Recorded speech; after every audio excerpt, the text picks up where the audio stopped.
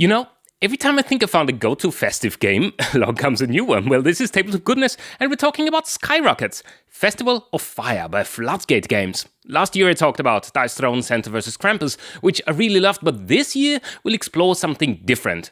Fireworks! And who does not like a good firework?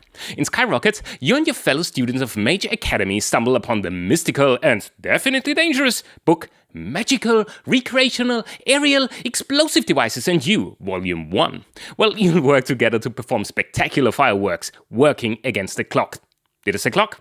I meant clocks. Did I say clocks? I meant sand timers. This is a real-time, at times stressful and messy game, and I mean that in all the best ways. It is so much fun.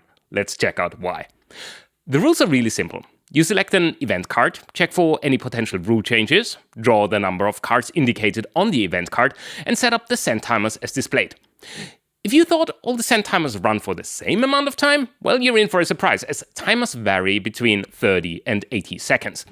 The goal of the game is to advance the so-called countdown track, but this is easier said than done. On your turn, you play one of your cards and then draw a new card. The colored dots on the card dictate what the card does. Every matching sand timer gets flipped around, the timer on the countdown track though only if all the sand ran through, in which case you'd move it one step forward and start it again. Any other timer that runs out before you manage to flip it costs you a crowd token, and you will need to stand up one of the timers that was lying down before. Remember the event card?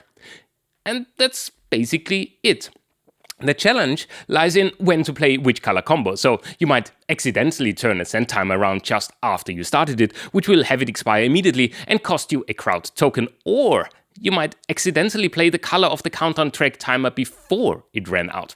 Your only chance of winning is to have the sand timer on the countdown track reach the far end. As you can imagine, this can get quite complex, especially with some of the 30 plus events introducing additional rules. But that's not all. In addition, there's a secret envelope, and there's a festival guide that suggests playing different events as a kind of set.